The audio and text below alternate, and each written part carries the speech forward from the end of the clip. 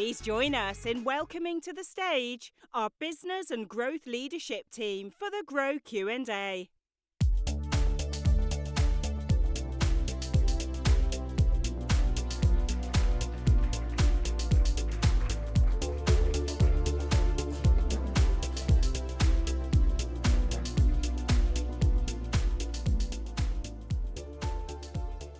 Awesome. Hello, everyone. How's RDC? Great?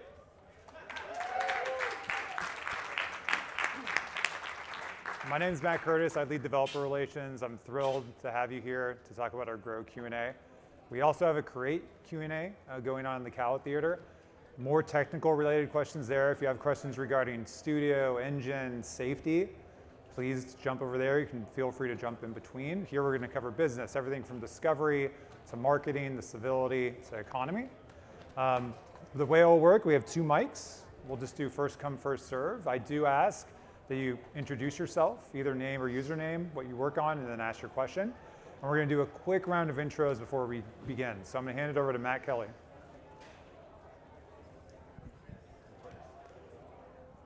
Hi, I'm Matt Kelly. I lead growth. You can ask me questions along the lines of discovery, so that includes home, recommendations, search, notifications, matchmaking, how people get into servers, all of those pieces, as well as international and other areas like our internal growth marketing teams, internal data science reports to me, although there's someone on the panel that's much better equipped to handle creator analytics questions. Hi, I'm Christina Wooten. I'm Chief Partnerships Officer, and under my org is brand partnerships, business development, and education. And what we've been doing is really connecting our community with brands so that they can work together and seamlessly bring vision and storytelling to life. And lots of exciting things happening in education that Adam can talk about as well today, but excited for you guys all to be here. Thank you. I'm Adam Seldo, and I lead our education partnerships team, and I'd be happy to answer any questions about teaching and learning on the platform.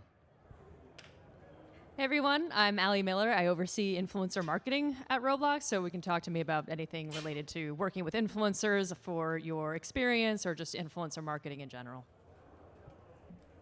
Hi everyone, my name is Neha and I run marketing at Roblox. So in addition to overseeing the influencer program, anything social, how we communicate with consumers, RDC, this event, all of our events, how we engage and communicate with our business partners, developers, all of that. Hi, Enrico. I lead product for economy. So anything around marketplace, avatar marketplace in particular, advertising, subscriptions, payments and fraud, anything that touches money essentially. Hi, I'm Tammy Baumick. I lead Civility, the Civility Initiative here at Roblox, which is all about helping our community thrive through Roblox. So that includes supporting mental health. It creates we create media literacy content to hopefully bridge the education gap to make your experiences much more safe and civil. And finally, my name is Jim Meenan, and I lead product for a team called Creator Success. You can ask me questions about anything you see at create.roblox.com or analytics, really anything on Creator Hub. Cool. So with that, I'd ask if you have any questions, please line up. We also have some questions that we surveyed before, so we can start with those. But please feel free to jump on the mic if anyone has any questions. If not, I can get started myself. All right. Oh, here, first question. Hi, my name's... Oh, can you hear me? Yep. Okay, cool. Hi, my name's Sam. I'm an indie dev, and I'm just considering switching over Roblox from Unreal Engine, and I'm actually thinking about making educational content. So Adam, what would be the most important thing to consider when starting to build an educational experience? Sam, first of all, it's great that you're an independent developer who's considering developing for such a noble cause, right? Learning on the platform. That's fantastic. I think the number one thing to think about when you build for education on the platform is to distinguish between game-based learning and gamified learning.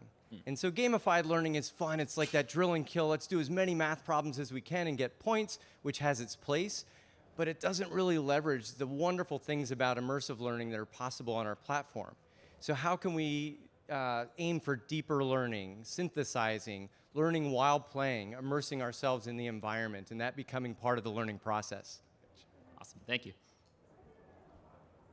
Cool. If there's not any other questions in the audience, we can start with one from the virtual audience. Matt, I'll start with you. Discovery is always a hot topic, and usually we're asked, what should developers and creators optimize towards? Could you give some insight into kind of the main things to really try to work on in order to maximize discovery? Yeah, this is a great question, and I want to start just by zooming all the way out and talking through our philosophy and motivation and what we're trying to build in terms of the discovery platform and system. And it's really simple. It's trying to do two things. One is we want to match experiences to users and ones that they love. That's number one. Number two is we want to get experiences and developers to the perfect audience. And we think those two things actually go hand in hand. But there's an incredible amount of complexity that goes behind that. The other part is, from a developer perspective, we want to increasingly build a system where you can put almost all of your time and energy into the creative part, which is building your experience. We really want you to focus on content and just building things that ultimately users love. Time taken away, resources taken away from marketing and spending time on X, Twitter, whatever it's called these days, Discord, et cetera, is valuable to build your community, but we want to help you connect with an audience. So in terms of details, what that really means is we look at some really key important metrics. And it's really split across two. One is engagement, and the other is monetization. Engagement by far has the most weights, and we break it down in a couple of ways. One is how much time a user is spending in your experience. How many sessions are they spending? How are they retained? It's not enough that you can get them into one session for 10, 15 minutes. Are they coming back frequently every week, daily, monthly? Are they coming back a week later, a month later, months later? We really want content that users feel invested in and they want to come back to in the far future. That brings me into monetization. And the nice part about our platform is that generally when you buy something in an experience, it actually makes the experience better. It doesn't feel kind of orthogonal to the experience. So we see a user spending money in experience as another sign of value. Just like they can exchange their time, they can also exchange their money to improve the experience. And that's why we use that signal. Of course, it's also important because you all have bills to pay like everyone else, and we want you to be able to pay those bills, hire staff, and continue reinvesting in your content. Awesome, thanks. And before we take the next question, I saw some additional people walk in. If you have a question, please feel free to go to the mic and you can ask. With that, Andrew. Voldex, there we go. I'm going to go back to the discovery angle. Seems like the discovery metrics are largely focused more to the new player acquisition side. So just wanted to understand how you're balancing, say, acquiring or showing players new experiences versus using that to re-engage those in existing experiences or ones that they've since lapsed from. Yeah, this is a great question, and an area that you'll see us invest into over time, particularly the re-engagement point. And historically, the system has been kind of broken up in that we have continue playing and friend activity, et cetera, that has been kind of chunked apart from the recommendation system. And continue playing has really served that purpose to get back into an experience. But we see recommendations actually as a really useful tool. Particularly, I don't want to give away my talk in a bit, but we want to increasingly weave social into it. And we can use that as a really interesting hook to get a user back in an experience that they've played together in the past with their friends. So we are going to move down that direction where re-engagement will be included in the recommendations algorithm. And it's kind of historically been separate, and they're equally important. The other part is we're really thinking about how to treat those experiences differently. If you're a new user to an experience, you need very different information to make a decision of if you want to play that experience, right? Including the creative shown, et cetera. versus an existing user, you kind of know maybe the information density can be different, but maybe like experience updates are more important to you. There's new content updates, et cetera. And we want to increasingly get more sophisticated about highlighting those to both groups of users. It's a good plug. Matt is actually going to be giving a talk on this after, so stay tuned for that. More to come. Ali. So it's been really interesting, especially as we expand kind of this umbrella of creators, now influencers are coming to RDC. And we're starting to see a lot of influencers start to become developers. So Creek did this recently, Dennis is doing this. What do you think the future is of kind of the creator ecosystem now that you have people who traditionally kind of focus on one thing, but are now expanding to do multiple things? Yeah, I mean, it's a super interesting idea and relatively new one, because I think what happens is you have these influencers, right? They're on YouTube, they're on all these sort of content platforms, and they're starting to reach kind of the apex of their growth, like 5, 10, 15, 20 million subscribers on YouTube.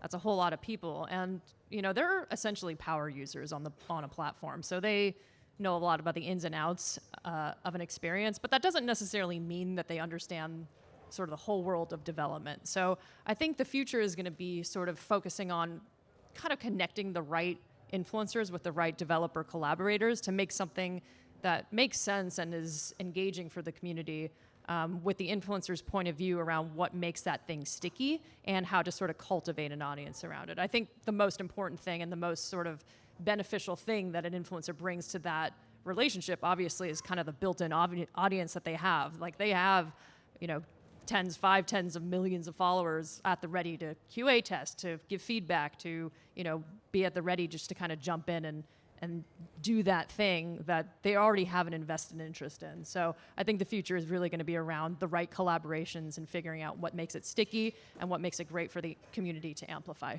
Awesome. Another question. Hi, it's me again, Andrew Rose, Goldex. I mean, I'll ask questions all day, so you better get in here. Feel free. I'll switch it over maybe to the advertising side. So teleports seem to be doing reasonably well, but building branded experiences is not a super scalable model for some of the brands.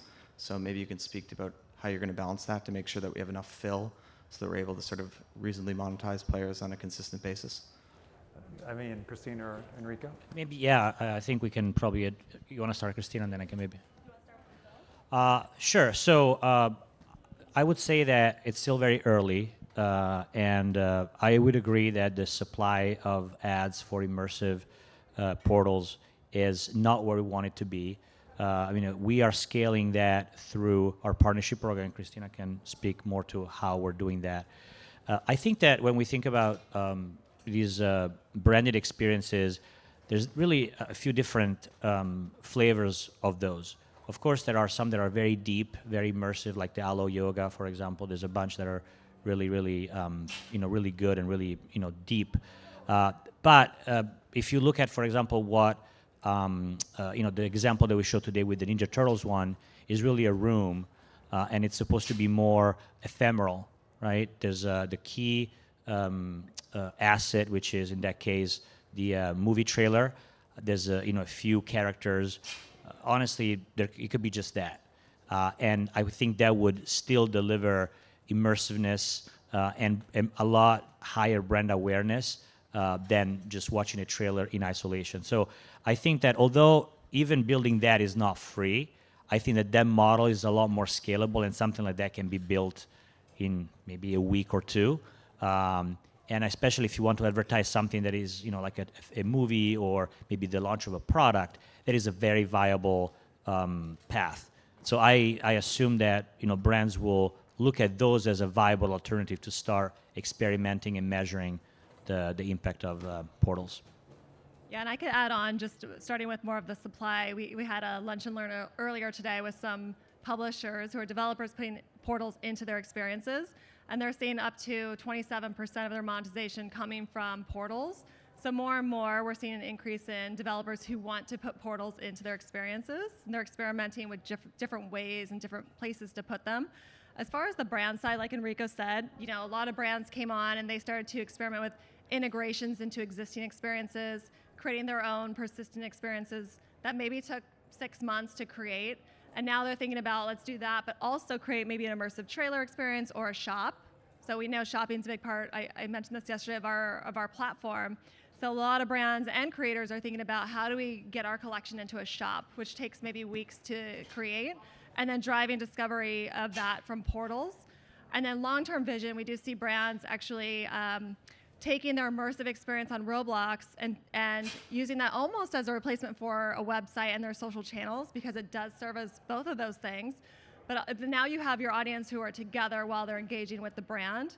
So there's so much momentum of brands coming onto our platform and different ways to think about how they show up, how they engage with people all over the world. So we're going to start to see more and more brands, but also more ways of how they show up on our platform. Awesome. Thank you. Awesome. If anyone has questions, please go to the mic. It looks like we have one other. So sorry. Hey, Bobby Lockhart from Code Combat. You've talked a bunch about how much engagement is valued by the company and how it's incentivized for developers. But the degenerate case of that is addiction, right? I was wondering if you have any signals that you use to identify players that might be experiencing addiction or experiences that might be encouraging addictive behavior. I can take that. Thank you so much for your question, and thank you so much for caring about it. So one of my jobs is to develop global partnerships around the world with researchers and institutions. We have a very, very deep partnership with the Digital Wellness Lab with Boston Children's Hospital and Harvard. They've done a ton of research on screen addiction, helping us to understand what those signals are. One of the things that and this is a shameless plug, just FYI, that my team we're starting a civility labs. So one of the things that we're doing is we're doing small tests in order to, and working with the devs to figure out what kind of civility features can be developed and integrated into the experiences in order to make it healthier, to make it more engaging, to make it more positive and productive. So that's one of the things that screen addiction, in terms of making sure that there's a healthy relationship that people have with not just Roblox, but online in general. There's a self-awareness. And when I go back to our focus on media literacy, that's one of the areas that we focus on. We work with another group called the National Association of Media Literacy Education. Their focus is all about developing healthy relationships with technology, not just shutting it down or taking away devices, but instead giving people the tools and the younger generation the tools to be able to recognize healthy signals. So would love to talk to you more about what things we're doing. Thank you. All right, great. I have a question for Neha. So I think we can both agree that we think this is the best RDC yet. And I've gotten a lot of feedback from developers that they would agree with that, but they're also asking what's next. How do we top this? How does RDC evolve? Could you give some hints into what we're thinking in regards to kind of the future of the conference and how it continues to, become the next best thing? Well, I feel that every year we're going to try to top the past year for RDC, and I hope all of you guys are enjoying your time here. As far as yes, thank you. As far as what we're going to do next and how we're going to evolve, I think for us, RDC is always going to be about the community and the developers first. And so our evolution is going to grow with that. As our community grows, we also want to cater to the community's needs. So you've already seen an evolution from past years and this year, which is priority's always going to be our creators, but we also have expanded. We have UGC creators, we have influencers. So we do want to always, make sure that we are addressing our community needs, driving engagement, making it about product updates, and making sure we're also continuing to share our vision and our vision forward, be it next year, next 5 years. So we'd love feedback too, to keep making it better and bigger. So let's see. Awesome, thanks. Question in the back. Hi. Yesterday, the keynote by the CEO was very inspirational when he was talking about creator ownership IP.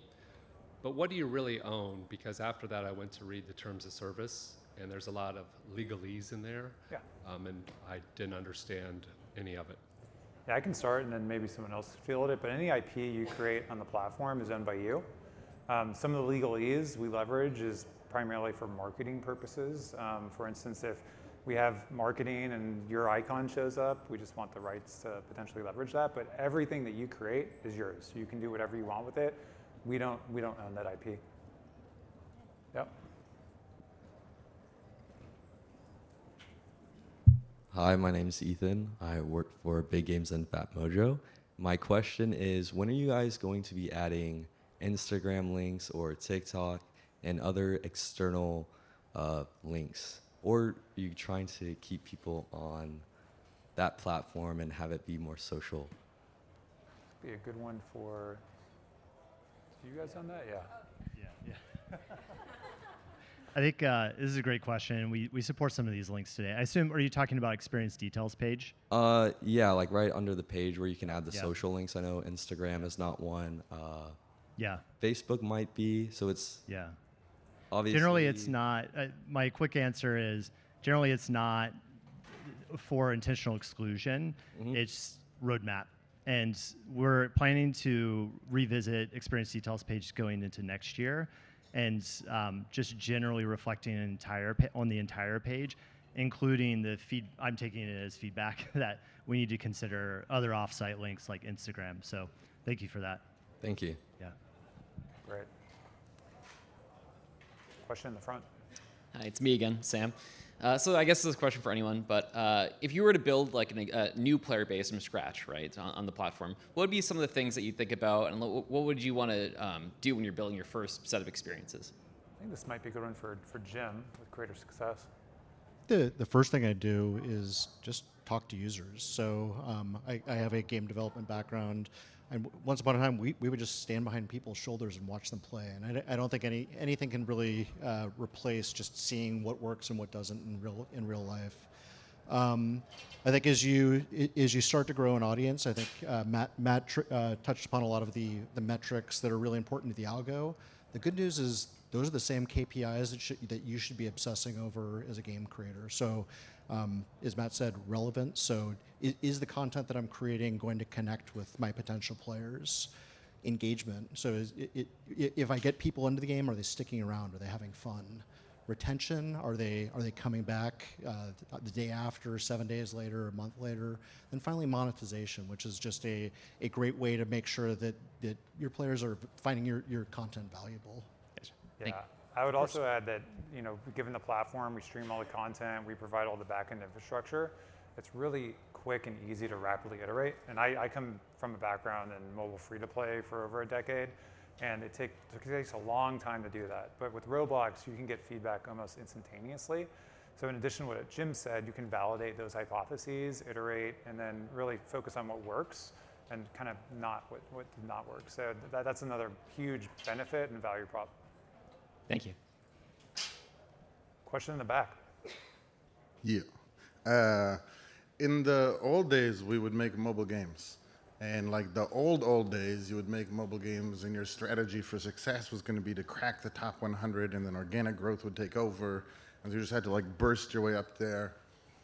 And most people didn't know how to do that, so their launch strategy was to get featured by Apple. And that was just going to like solve all their problems, which it usually didn't. But it wasn't a bad idea. And the way that you would do that was not just to pray to your God, but to go and meet Apple and go to, for example, the like WWDC or the RDC equivalent. So we're doing a good job. We're here, we're meeting you, and that's great.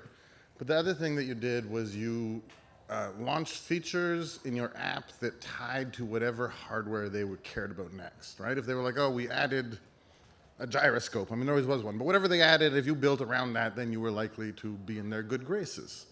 And is there equivalency here? Is there things that we can say like, oh, these are your priorities, and so if we play well with your priorities, then like we can all be friends and prosper and such? Yeah, I think Matt can start with this one, and we can probably get some other feedback. This is a great question. And by the way, I lived through those days and even further beyond PC downloadables to flash games, to social flash games, to mobile games. Big fish. Yeah, that's right. And I did the same things. We even did techniques, like we did cross promos with like Doodle Jump, and anyway, times have changed, right? And And I think the times are continuing to change, and I want to focus on what we're building. And it's partially because of the lessons I've learned in my past, seeing kind of every angle of platforms and this distribution that you're talking about. And ultimately what we're focused on is democratized distribution. We don't want to have you fly across the planet to meet us and then convince us that we should write a story about you. You should be able to focus on your experience and building something really great, and then we can automatically interpret that thing is great via the neural net, machine learning recommendation system that we're building. So that's really the goal, plus giving you other tools like ads that will allow you to find an audience.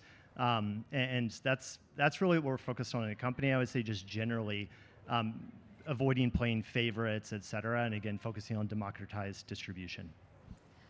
And just adding on to that, we want every experience on Roblox to shine. We don't want Roblox to be the one shining.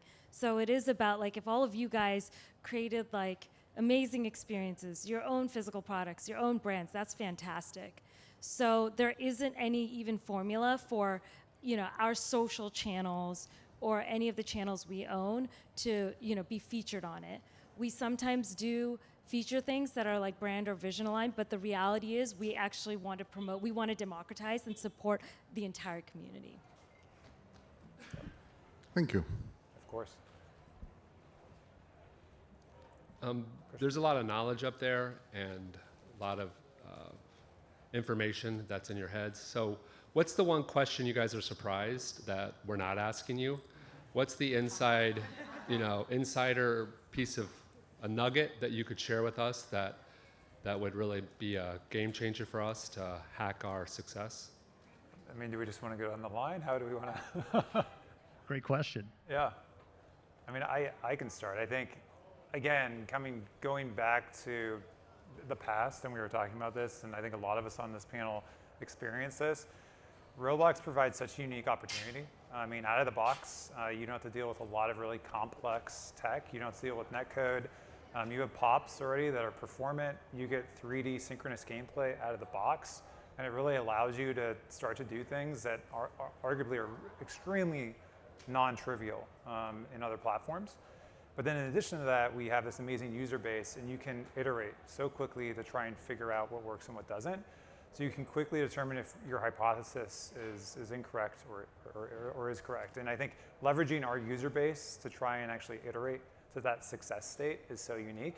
And it's something you can't really do in any other platform. So that would be my nugget. That's where I would start. But I'm sure there's some really good pieces of advice that everyone on the panel can provide. Yeah, Al, you stole mine. It's good then. That was a good one. I do think iteration is just incredibly key and valuable and unique to Roblox. You can build things quickly, and then you can iterate, get signal, all the things that Matt talked about. And then again, we're building distribution systems that will pick up on that stuff quickly. So it's this really tight, nice flywheel as a result, and it'll help you innovate really fast. I think if one jumps to mind, I just think beyond yourselves.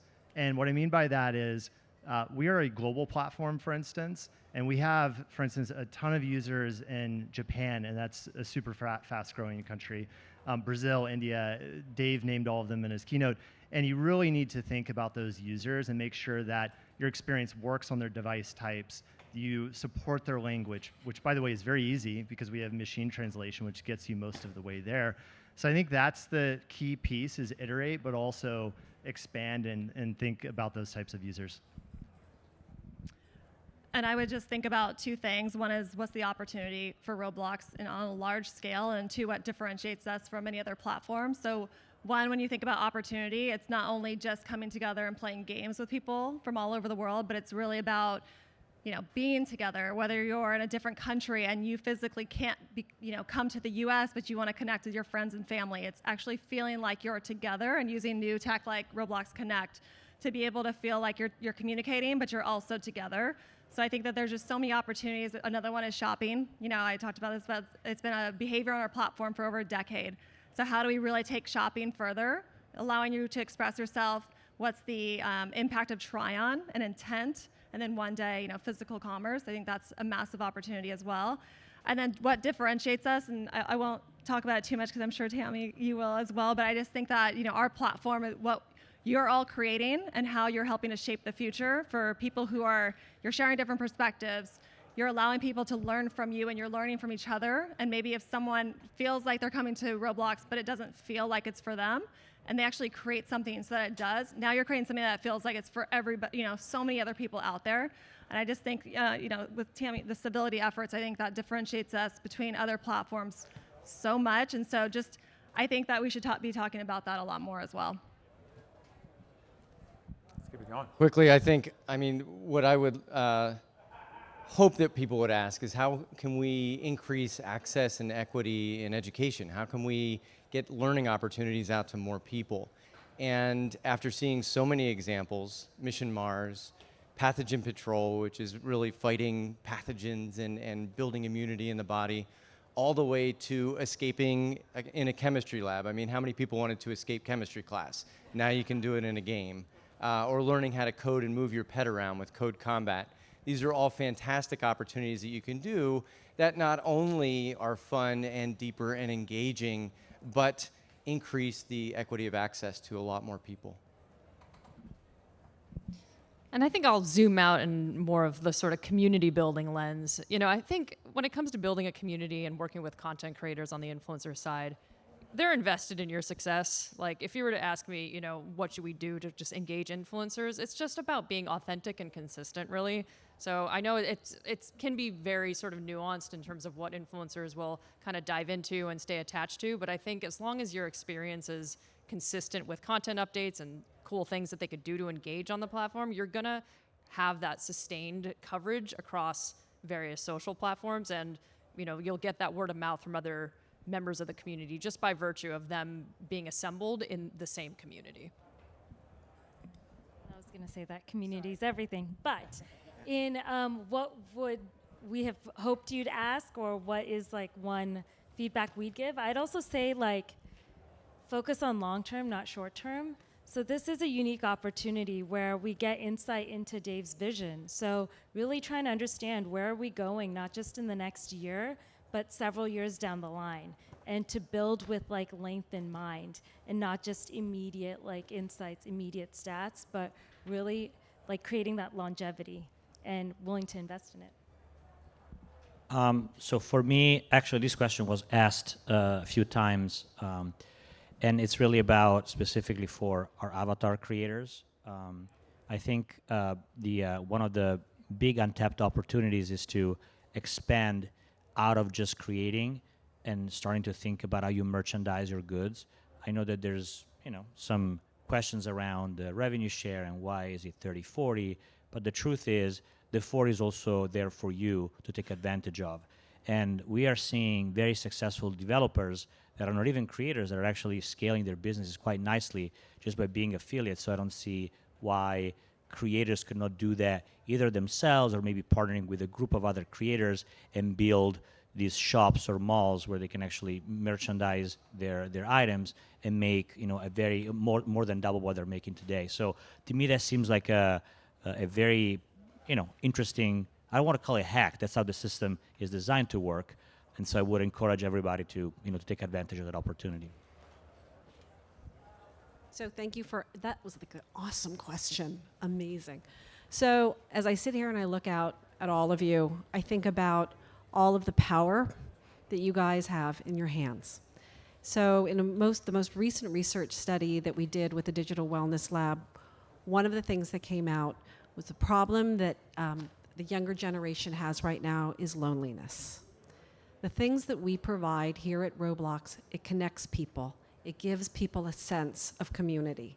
And that is something that you guys are building for.